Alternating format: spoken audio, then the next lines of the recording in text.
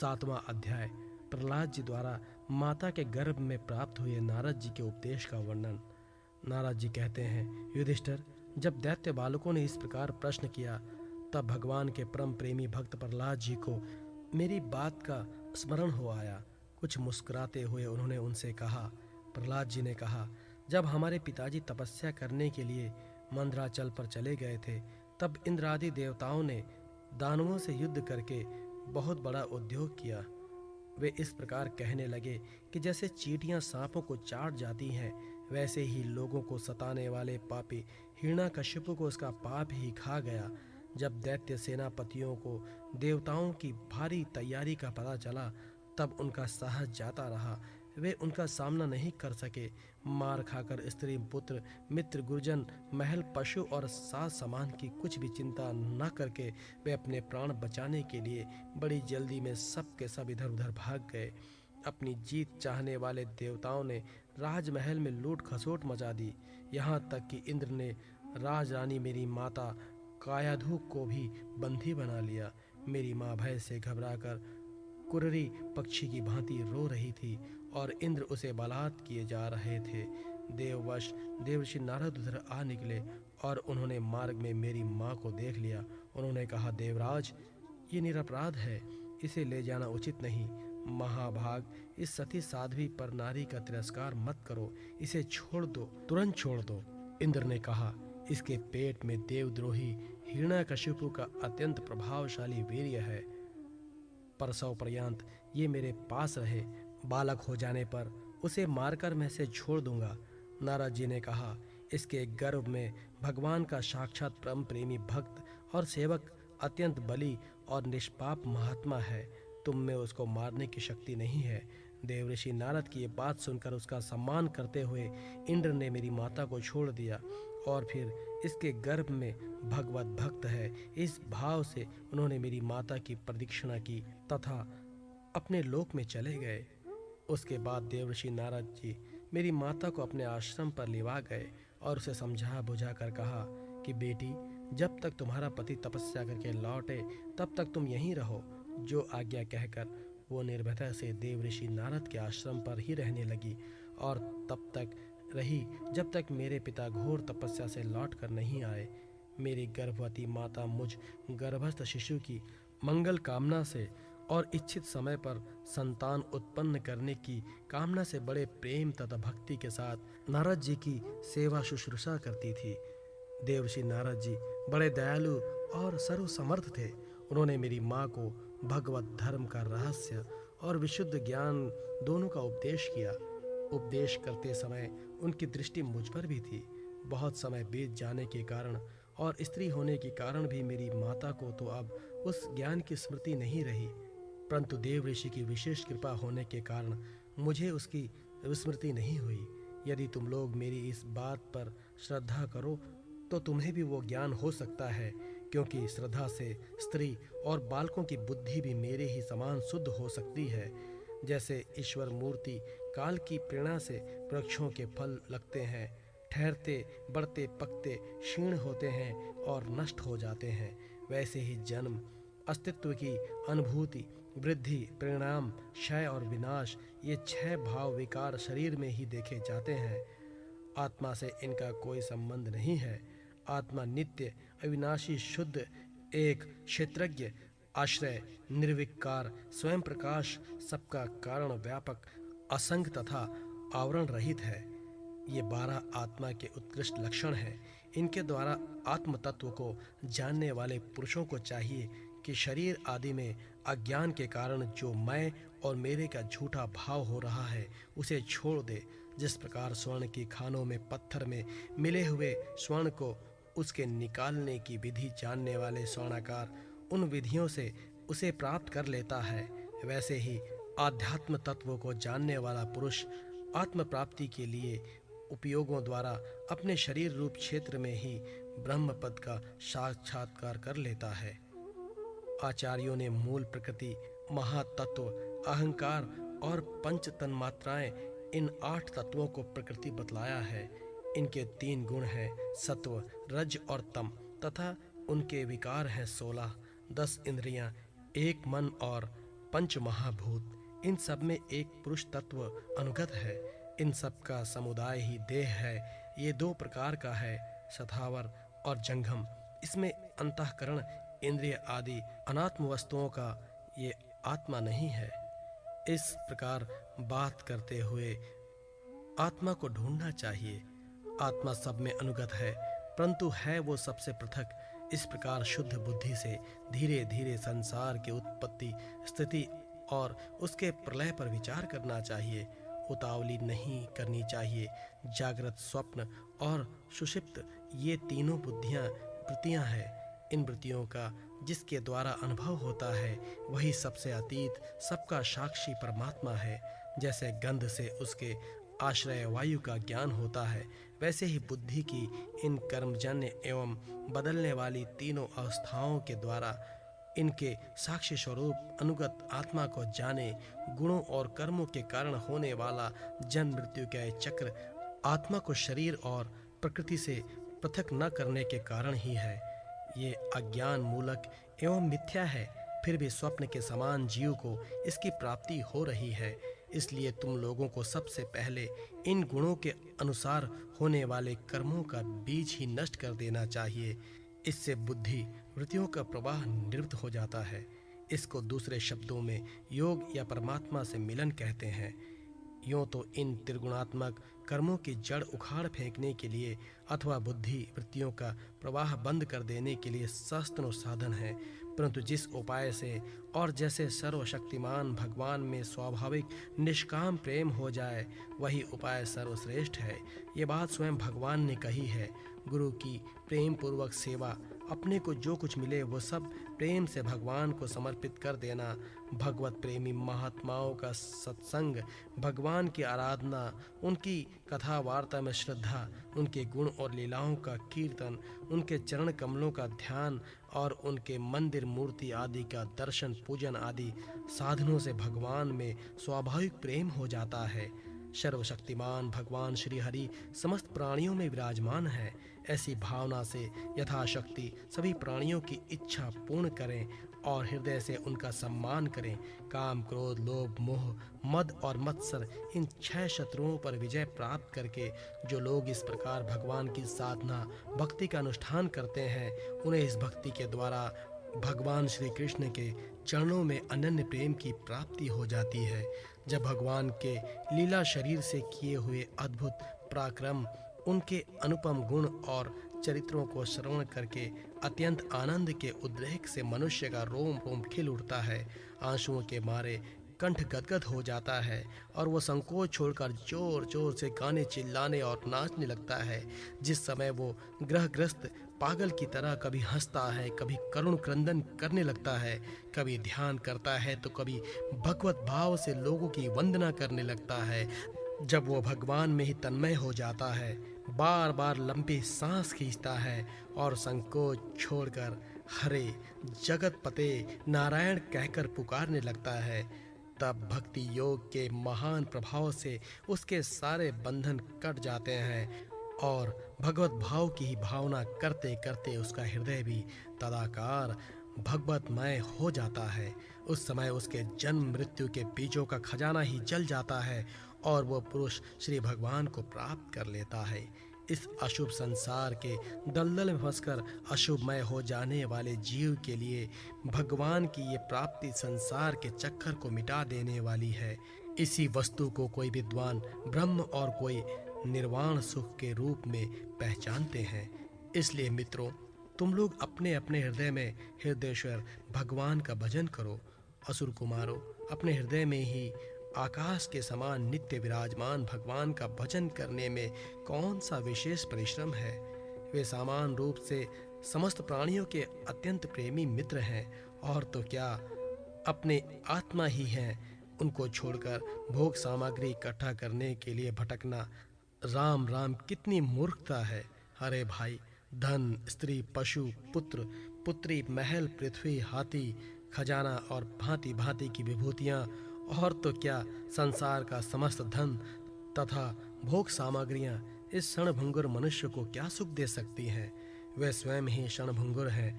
जैसे इस लोक की संपत्ति प्रत्यक्ष ही नाशवान है, वैसे ही यज्ञों से प्राप्त होने वाले स्वर्ग आदि लोग भी नाशवान और उपेक्षित, एक दूसरे से छोटे बड़े नीचे ऊंचे हैं, इसलिए वे भी निर्दोष नहीं हैं।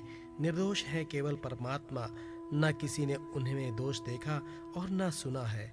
अतः परमात्मा की प्राप्ति के लिए अनन्य भक्ति से उन्हीं परमेश्वर का भजन करना चाहिए। इसके सिवा अपने को बड़ा विद्वान मानने वाला पुरुष इस लोक में जिस उद्देश्य से बार बार बहुत से कर्म करता है, उस उद्देश्य की प्राप्ति तो दूर रही, उल्टा उसे उसके विपरीत ही फल मिलता है और निसंदेह मिलता है।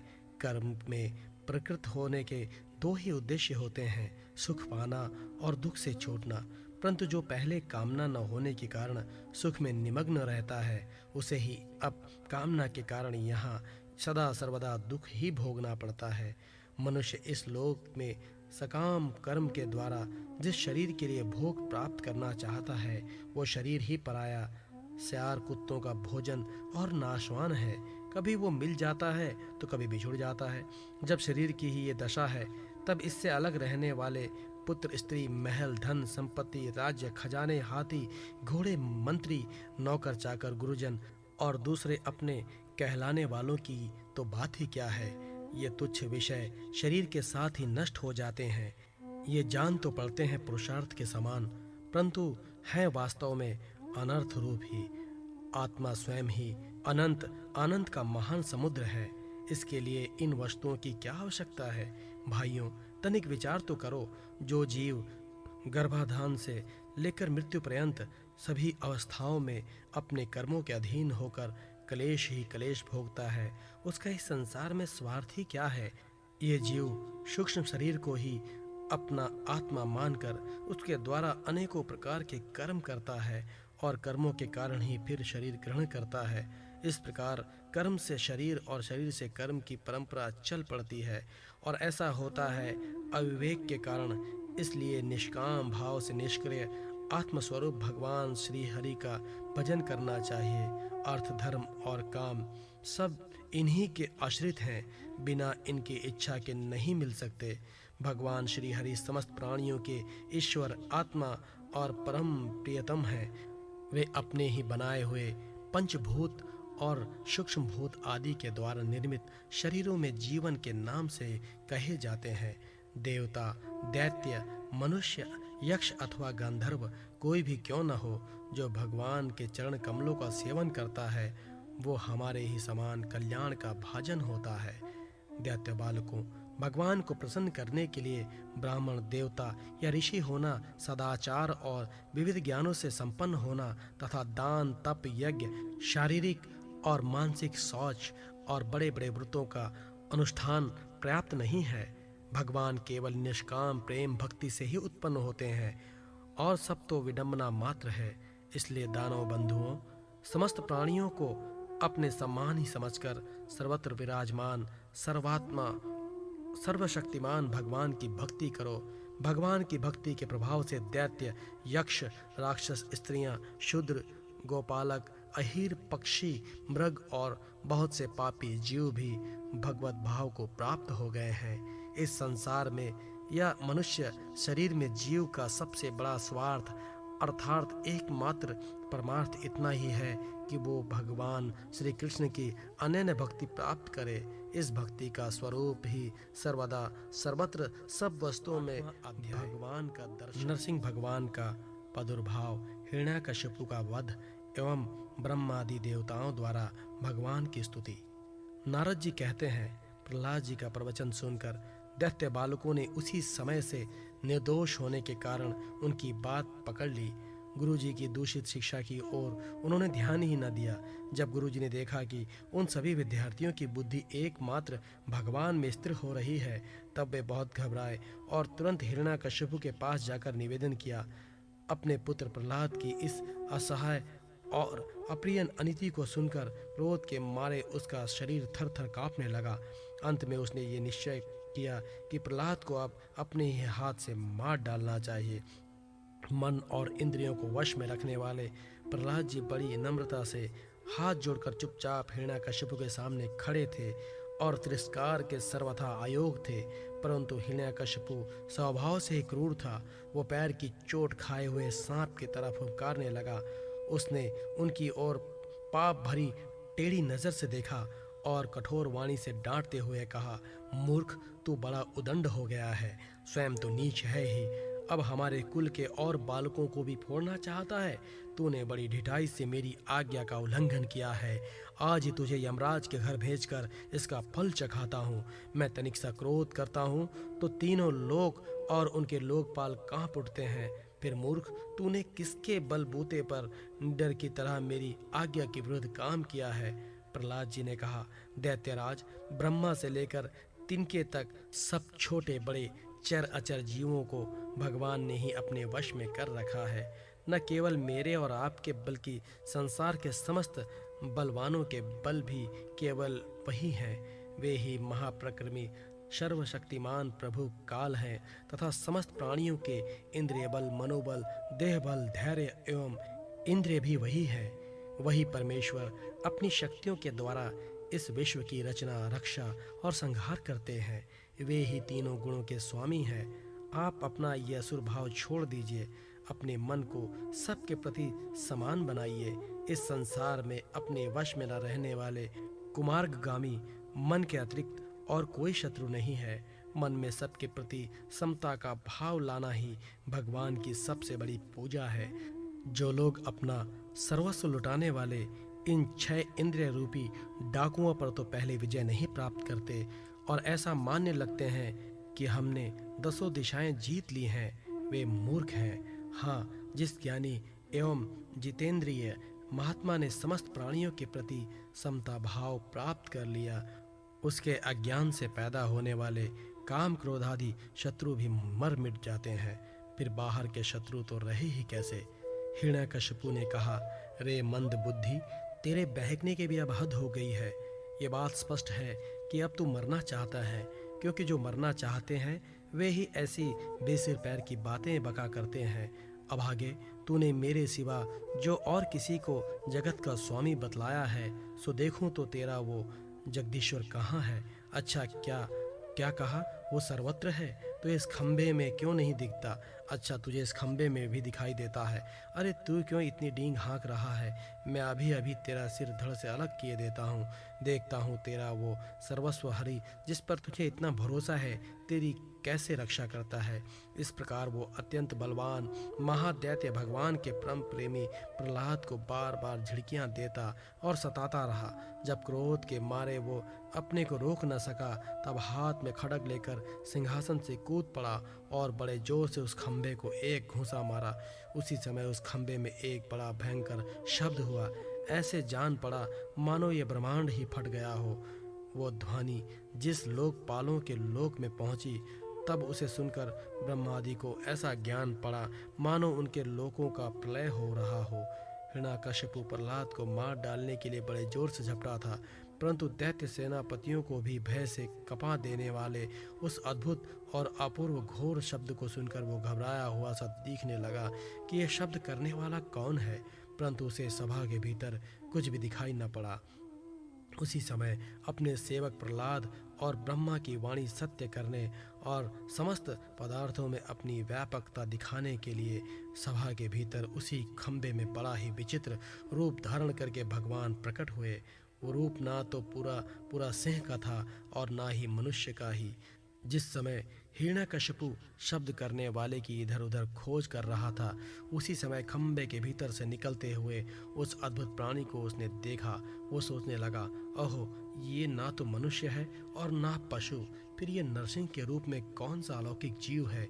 जिस समय हिरण्यकशिपु इस उधेड़ बुन में लगा हुआ था, उसी समय उसके बिल्कुल सामने ही नरसिंह भगवान खड़े हो गए। उनका वह रूप अत्यधिक भयावना था। तपाए हुए सोने के समान पीली पीली भयानक आंखें थी।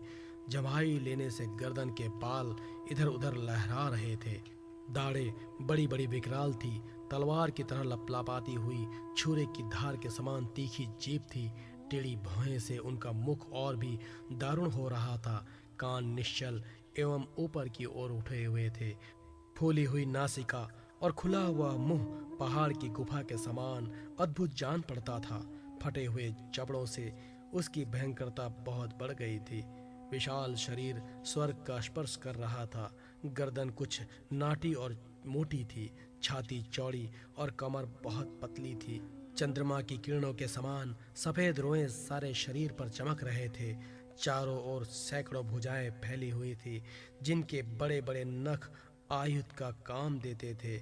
उनके पास फटकने का साहस किसी को न होता था।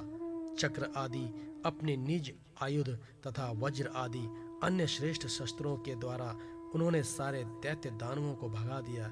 हिरण्यकशिपु सोचने लगा, हो ना हो महामायावी विष्णु ने ही मुझे मार डालने के लिए ये ढंग रचा है, परंतु इसकी इन चालों से हो ही क्या सकता है। इस प्रकार कहा और सिंहनाद करता हुआ दैत्यराज हिरण्यकशिपु हाथ में गदा लेकर नरसिंह भगवान पर टूट पड़ा। परंतु जैसे पतिंगा आग में गिरकर अदृश्य हो जाता है, वैसे ही वो दैत्य भगवान के तेज के भीतर जाकर लापता हो गया। समस्त शक्ति और तेज के आश्रय भगवान के संबंध में ऐसी घटना कोई आश्चर्यजनक नहीं है, क्योंकि सृष्टि के प्रारंभ में उन्होंने अपने तेज से प्रलय के निमित्त भूत तमोगुण रूपी घोर अंधकार को भी पी लिया था। तदंतर वह दैत्य बड़े क्रोध से लपका और अपनी गदा को बड़े जोर जोर से घुमाकर उसने नरसिंह भगवान पर प्रहार किया। प्रहार करते समय ही जैसे गरुड़ सांप को पकड़ लेता है, वैसे ही भगवान ने गदा सहित उस दैत्य को पकड़ लिया।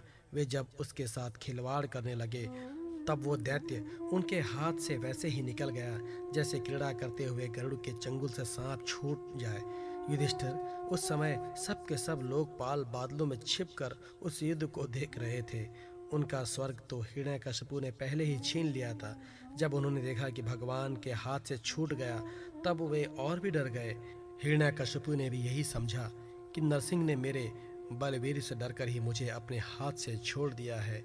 इस विचार से उसकी थकान जाती रही और वह युद्ध के लिए ढाल तलवार लेकर फिर उनकी ओर दौड़ पड़ा। उस समय वो बाज की तरह बड़े वेग से ऊपर नीचे उछल कूद कर इस प्रकार ढाल तलवार से पैतरे बदलने लगा जिससे उस पर आक्रमण करने का अवसर ही न मिले। तब भगवान ने बड़े ऊंचे स्वर से प्रचंड और भयंकर अट्टहास किया, जिससे हिरण्यकशिपु की आंखें बंद हो गई। फिर बड़े वेग से झपटकर भगवान ने उसे वैसे ही पकड़ लिया जैसे सांप चूहों को पकड़ लेता है। जैसे हिरण्यकशिपु के चमड़े पर वज्र की चोट से भी खरोंच नहीं आई थी, वही अब उनके पंजे से निकलने के लिए जोर जोर से छटपटा रहा था। भगवान ने सभा के दरवाजे पर ले जाकर उसे अपनी जांघों पर गिरा लिया और खेल खेल में अपने नखों से उसे उसी प्रकार फाड़ डाला जैसे गरुड़ महाविषधर सांप को चीर डालते हैं। उस समय उनकी क्रोध से भारी विकराल आंखों की ओर देखा नहीं जाता था। वे अपनी लपलपाती हुई जीभ से फैले हुए मुंह के दोनों कोने चाट रहे थे। खून के छींटों से उनका मुंह और गर्दन के बाल लाल हो रहे थे। हाथों को मारकर गले में आंतों की माला पहने हुए मृगराज के समान उनकी शोभा हो रही थी। उन्होंने अपने तीखे नखों से हिरण्यकशिपु का कलेजा फाड़कर उसे जमीन पर पटक दिया। उस समय हजारों दैत्य दानव हाथों में शस्त्र लेकर भगवान पर प्रहार करने के लिए आए, पर भगवान ने अपनी भुजा रूपी सेना से लातों से और नख रूपी शस्त्रों से चारों ओर उदेड़ खदेड़ कर उन्हें भगा डाला। युधिष्ठिर उस समय भगवान नरसिंह के गर्दन के बालों की फटकार से बादल तितर बितर होने लगे। उनके नेत्रों की ज्वाला से सूर्य आदि ग्रहों का तेज फीका पड़ गया। उनके श्वास के धक्के से समुद्र क्षुब्ध हो गए। उनके सिंहनाद से भयभीत होकर दिग्गज चिंगारने लगे। उनके गर्दन के बालों से टकराकर देवताओं के विमान अस्त व्यस्त हो गए। स्वर्ग डगमगा गया। उनके पैरों की धंप से भूकंप आ गया। वेग से पर्वत उड़ने लगे और उनके तेज की चकाचौंध से आकाश तथा दिशाओं का दिखना बंद हो गया। इस समय नरसिंह भगवान का सामना करने वाला कोई दिखाई न पड़ता था। फिर भी उनका क्रोध अभी बढ़ता ही जा रहा था। वे हिरण्यकशिपु की राज्य सभा में ऊंचे सिंहासन पर जाकर विराज गए। उस समय उनके अत्यंत तेजपूर्ण और क्रोध भरे भयंकर चेहरे को देखकर किसी का भी साहस नहीं हुआ कि उनके पास जाकर उनकी सेवा करे। युधिष्ठिर, जब स्वर्ग की देवियों को ये शुभ समाचार मिला कि तीनों लोकों के सिर की पीड़ा का मूर्तिमान स्वरूप हिरण्यकशिपु युद्ध में भगवान के हाथों मार डाला गया, तब आनंद के उल्लास से उनके चेहरे खिल उठे। वे बार बार भगवान पर पुष्पों की वर्षा करने लगी। आकाश में विमानों से आए हुए भगवान के दर्शनार्थी देवताओं की भीड़ लग गई। देवताओं के ढोल और नगाड़े बजने लगे, गंधर्व राज गाने लगे, अप्सराएं नाचने लगी। तात इसी समय ब्रह्मा, इंद्र, शंकर आदि देवता, ऋषि, पितर, सिद्ध, विद्याधर, महानाग, मनु, प्रजापति, गंधर्व, अप्सराएं, चारण, यक्ष, किम पुरुष, वेताल, सिद्ध, किन्नर और सुंद कुमुद आदि भगवान के सभी पार्षद उनके पास आए। उन लोगों ने सिर पर अंजलि बांधकर सिंहासन पर विराजमान अत्यंत तेजस्वी नरसिंह भगवान की थोड़ी दूर से अलग अलग स्तुति की। ब्रह्मा जी ने कहा, प्रभु आप अनंत हैं, आपकी शक्ति का कोई पार नहीं पा सकता। आपका पराक्रम विचित्र और कर्म पवित्र है। यद्यपि गुणों के द्वारा आप लीला से ही संपूर्ण विश्व की उत्पत्ति, पालन और प्रलय यथोचित ढंग से करते हैं, फिर भी आप उनसे कोई संबंध नहीं रखते, स्वयं निर्विकार रहते हैं। मैं आपको नमस्कार करता हूँ। श्री रुद्र ने कहा, आपके क्रोध करने का समय तो कल्प के अंत में होता है। यदि इस तुच्छ दैत्य को मारने के लिए ही आपने क्रोध किया है, तो वो भी मारा जा चुका। उसका पुत्र आपकी शरण में आया है। भक्त वत्सल प्रभु, आप अपने इस भक्त की रक्षा कीजिए। इंद्र ने कहा, पुरुषोत्तम, आपने हमारी रक्षा की। आपने हमारे जो यज्ञ भाग लौटाए हैं, वे वास्तव में आपके ही हैं। दैत्यों के आतंक से संकुचित हमारे हृदय को आपने प्रफुल्लित कर दिया। वो भी आपका ही निवास स्थान है। ये जो स्वर्गाधिक राज्य हम लोगों को पुनः प्राप्त हुआ है, ये सब काल का ग्रास है। जो आपके सेवक हैं, उनके लिए ये है ही क्या। स्वामिन, जिन्हें आपकी सेवा की चाह है, वे मुक्ति का भी आदर नहीं करते, फिर अन्य भोगों की तो उन्हें आवश्यकता ही क्या है। ऋषियों ने कहा, पुरुषोत्तम, आपने तपस्या के द्वारा ही अपने में लीन हुए जगत की फिर से रचना की थी, और कृपा करके उसी आत्म तेज स्वरूप श्रेष्ठ तपस्या का उपदेश आपने हमारे लिए भी किया था। इस दैत्य ने उसी तपस्या का उच्छेद कर दिया था। शरणागत वत्सल, उस तपस्या की रक्षा के लिए अवतार ग्रहण करके आपने हमारे लिए फिर से उसी उपदेश का अनुमोदन किया है। पितरों ने कहा, प्रभु, हमारे पुत्र हमारे लिए पिंडदान करते थे। ये उन्हें बलात् छीन कर खा जाया करता था। जब वे पवित्र तीर्थ में या संक्रांति आदि के अवसर पर नैमित्तिक तर्पण करते थे या तिलांजलि देते थे, तब उसे भी ये पी जाता था। आज आपने अपने नखों से इसका पेट फाड़कर वो सब का सब लौटाकर मानो हमें दे दिया। आप समस्त धर्मों के एकमात्र रक्षक हैं। नरसिंहदेव, हम आपको नमस्कार करते हैं। सिद्धियों ने कहा, नरसिंहदेव, इस दृष्टि ने अपने योग और तपस्या के बल से हमारी योग सिद्धि गति छीन ली थी। अपने नखों से आपने इस घमंडी को फाड़ डाला। हम आपके चरणों में विनीत भाव से नमस्कार करते हैं। विद्याधरों ने कहा, ये मूर्ख हिरण्यकशिपु अपने बल और वीरता के घमंड में चूर था। यहाँ तक कि हम लोगों ने विविध धारणाओं से जो विद्या प्राप्त की थी, उसे इसने व्यर्थ कर दिया था। आपने यज्ञ में यज्ञ पशु की तरह इसको नष्ट कर दिया। अपनी लीला से नरसिंह बने हुए आपको हम नित्य निरंतर प्रणाम करते हैं। नागाओं ने कहा, इस पापी ने हमारी मणियों और हमारी श्रेष्ठ और सुंदर स्त्रियों को भी छीन लिया था। आज इसकी छाती फाड़कर आपने हमारी पत्नियों को बड़ा आदर दिया है। प्रभु, हम आपको नमस्कार करते हैं। मनुओं ने कहा, देवाधिदेव, हम आपके आज्ञाकारी मनु हैं। इस दैत्य ने हम लोगों की धर्म मर्यादा भंग कर दी थी। आपने उस दुष्ट को मारकर बड़ा उपकार किया। प्रभु, हम आपके सेवक हैं, आज्ञा कीजिए, हम आपकी क्या सेवा करें।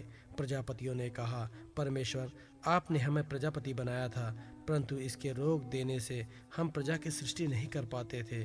आपने इसकी छाती फाड़ डाली और यह जमीन पर सर्वदा के लिए सो गया।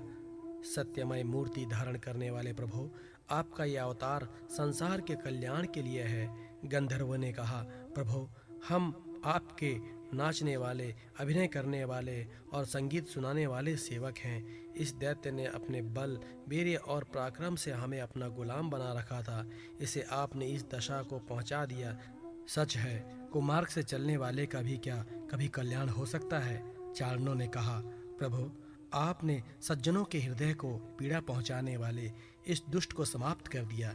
इसलिए हम आपके उन चरण कमलों की शरण में हैं जिनके प्राप्त होते ही जन्म मृत्यु रूप संसार चक्र से छुटकारा मिल जाता है। यज्ञों ने कहा, भगवान, अपने श्रेष्ठ कर्मों के कारण हम लोग आपके सेवकों में प्रधान गिने जाते हैं, परंतु हिरण्यकश्यपु ने हमें अपना पालकी ढोने वाला काहर बना लिया। प्रकृति के नियामक परमात्मा, इसके कारण होने वाले अपने निज जनों के कष्ट जानकर ही आपने इसे मार डाला है। किम पुरुषों ने कहा, हम लोग अत्यंत तुच्छ किम पुरुष हैं और आप सर्वशक्तिमान महापुरुष हैं। जब सत्पुरुषों ने इसका तिरस्कार किया, इसे धिक्कारा, तभी आज आपने इस कुपुरुष असुराधम को नष्ट कर दिया। वैतालिकों ने कहा, भगवान, बड़ी बड़ी सभाओं और यज्ञ यागों में आपके निर्मल यश का गान करके हम बड़ी प्रतिष्ठा पूजा प्राप्त करते थे। इस दुष्ट ने हमारी वो आजीविका भी नष्ट कर दी थी। बड़े सौभाग्य की बात है कि महारोग के समान इस दुष्ट को आपने जड़मूल से उखाड़ दिया। किन्नरों ने कहा, हम किन्नरगण आपके सेवक हैं। ये दैत्य हमसे बेगार में ही काम लेता था। भगवान, आपने कृपा करके आज इस पापी को नष्ट कर दिया। प्रभु, आप इसी प्रकार हमारा अभ्युदय करते रहे।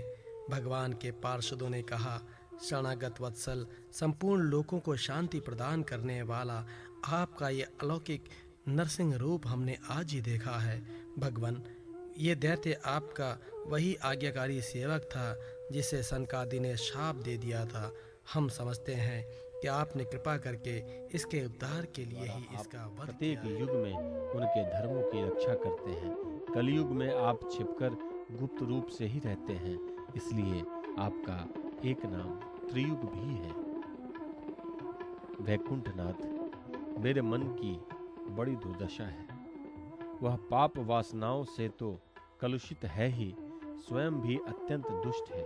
वह प्रायः ही कामनाओं के कारण आतुर रहता है और हर्ष, शोक, भय एवं लोक परलोक, धन, पत्नी, पुत्र आदि के चिंताओं से व्याकुल रहता है। इसे आपकी लीला कथाओं में तो रस ही नहीं मिलता। इसके मारे मैं दीन हो रहा हूँ। ऐसे मन से मैं आपके स्वरूप का चिंतन कैसे करूं?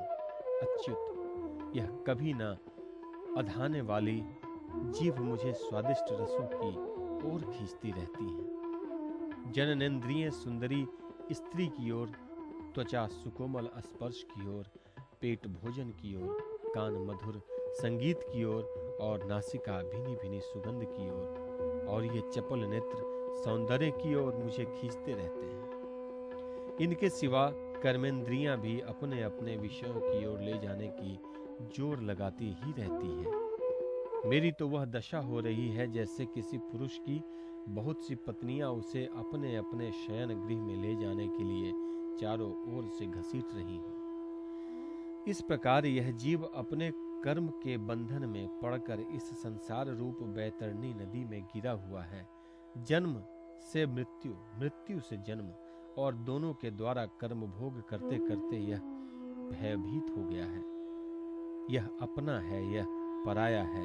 इस प्रकार के भेदभाव से युक्त होकर किसी से मित्रता करता है तो किसी से शत्रुता।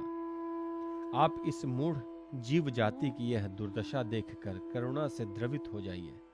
इस भव नदी से सर्वदा पार रहने वाले भगवान, इन प्राणियों को भी अब पार लगा दीजिए। जगत गुरु, आप इस सृष्टि की उत्पत्ति, स्थिति तथा पालन करने वाले हैं। ऐसी अवस्था में इन जीव को इस भव नदी के पार उतार देने में आपको क्या प्रयास है? दीन जनों के परम हितैषी प्रभु, भूले भटके मूढ़ ही महान पुरुषों के विशेष अनुग्रह पात्र होते हैं। हमें उसकी कोई आवश्यकता नहीं है, क्योंकि हम आपके प्रिय जनों की सेवा में लगे रहते हैं। इसलिए पार जाने की हमें कभी चिंता ही नहीं होती। परमात्मन, इस भव बैतरणी से पार उतरना दूसरे लोगों के लिए अवश्य ही कठिन है, परंतु मुझे तो इससे तनिक भी भय नहीं, क्योंकि मेरा चित्त इस वैतरणी में नहीं, आपकी उन लीलाओं के गान में मग्न रहता है जो स्वर्गीय अमृत को भी तिरस्कृत करने वाली है। परमामृत स्वरूप है। मैं उन मूढ़ प्राणियों के लिए शोक कर रहा हूं जो आपके गुणगान से विमुख रहकर इंद्रियों के विषयों का मायामय झूठा सुख प्राप्त करने के लिए अपने सिर पर सारे संसार का भार ढोते रहते हैं। मेरे स्वामी, बड़े बड़े ऋषि मुनि तो प्रायः अपनी मुक्ति के लिए निर्जन वन में जाकर मौन व्रत धारण कर लेते हैं। वे दूसरों की भलाई के लिए कोई विशेष प्रयत्न नहीं करते, परंतु मेरी दशा तो दूसरी ही हो रही है। मैं इन भूले हुए असहाय गरीबों को छोड़कर अकेला मुक्त होना नहीं चाहता, और इन भटकते हुए प्राणियों के लिए आपके सिवा और कोई सहारा भी नहीं दिखाई पड़ता। घर में फंसे हुए लोगों को जो मैथुन आदि का सुख मिलता है वह अत्यंत तुच्छ एवं दुख स्वरूप है। जैसे कोई दोनों हाथों से खुजला रहा हो तो उस खुजली में पहले उसे कुछ थोड़ा सा सुख मालूम पड़ता है, परंतु पीछे से दुख ही दुख होता है। किंतु ये भूले हुए अज्ञानी मनुष्य बहुत दुख भोगने पर भी इन विषयों से आघाते नहीं। इसके विपरीत धीर पुरुष जैसे खुजलाहट को सह लेते हैं, वैसे ही कामादि वेगों को भी सह लेते हैं। सहने से ही उनका नाश होता है। पुरुषोत्तम, मोक्ष के 10 साधन प्रसिद्ध हैं। मौन, ब्रह्मचर्य, शास्त्र श्रवण, तपस्या, स्वाध्याय, स्वधर्म पालन, युक्तियों से शास्त्रों की व्याख्या, एकांत सेवन, जप और समाधि। परंतु जिनकी इंद्रियां वश में नहीं, उनके लिए ये सब जीविका के साधन व्यापार मात्र रह जाते हैं, और दंभियों के लिए तो जब तक उनकी पोल खुलती नहीं तभी तक ये जीवन निर्वाह के साधन रहते हैं, और भंडा फोड़ हो जाने पर वह भी नहीं। वेदों ने बीज और अंकुर के समान आपके 2 रूप बताए हैं, कार्य और कारण। वास्तव में आप प्रकृत रूप से रहित हैं, परंतु इन कार्य और कारण रूपों को छोड़कर आपके ज्ञान का कोई और साधन भी नहीं है। काष्ठ मंथन के द्वारा जिस प्रकार अग्नि प्रकट की जाती है, उसी प्रकार योगी जन भक्ति योग की साधना से आपको कार्य और कारण दोनों में ही ढूंढ निकालते हैं, क्योंकि वास्तव में ये दोनों आपसे पृथक नहीं हैं, आपके स्वरूप ही हैं। अनंत प्रभु, वायु, अग्नि, पृथ्वी, आकाश, जल, पंच तन्मात्राएं, प्राण, इंद्रिय, मन, चित्त, अहंकार, संपूर्ण जगत एवं सगुण और निर्गुण सब कुछ केवल आप ही हैं। और तो क्या, मन के वाणी के द्वारा जो कुछ निरूपण किया गया है वह सब आपसे पृथक नहीं है। समग्र कीर्ति के आश्रय भगवान, ये सत्वादि गुण और इन गुणों के परिणाम महत्वादि देवता, मनुष्य एवं मन आदि कोई भी आपका स्वरूप जानने में समर्थ नहीं है, क्योंकि ये सब आदि अंत वाले हैं और आप अनादि एवं अनंत हैं। ऐसा विचार करके ज्ञानी जन शब्दों की माया से उपरत हो जाते हैं। परम पूज्य, आपकी सेवा के 6 अंग है: नमस्कार, स्तुति, समस्त कर्मों का समर्पण, सेवा पूजा, चरण कमलों का चिंतन और लीला कथा का श्रवण। इस षडग सेवा के बिना आपके चरण कमलों की भक्ति कैसे प्राप्त हो सकती है, और भक्ति के बिना आपकी प्राप्ति कैसे होगी? प्रभु, आप तो अपने परम प्रिय भक्त जनों के परमहंसों के ही सर्वस्व हैं। नारद जी कहते हैं, इस प्रकार भक्त प्रहलाद ने बड़े प्रेम से प्रकृति और प्राकृत गुणों के रहित भगवान के स्वरूप भूत गुणों का वर्णन किया। इसके बाद वे भगवान के चरणों में सिर झुकाकर चुप हो गए। नृसिंह भगवान का क्रोध शांत हो गया और वे बड़े प्रेम तथा प्रसन्नता से बोले। श्री नृसिंह भगवान ने कहा, परम कल्याण स्वरूप प्रहलाद, तुम्हारा कल्याण हो। दैत्य श्रेष्ठ, मैं तुम पर अत्यंत प्रसन्न हूं। तुम्हारी जो अभिलाषा हो मुझसे मांग लो। मैं जीवों की इच्छाओं को पूर्ण करने वाला हूं। आयुष्मान, जो मुझे प्रसन्न नहीं कर लेता उसे मेरा दर्शन मिलना बहुत ही कठिन है, परंतु जब मेरे दर्शन हो जाते हैं तब फिर प्राणी के हृदय में किसी प्रकार की जलन नहीं रह जाती।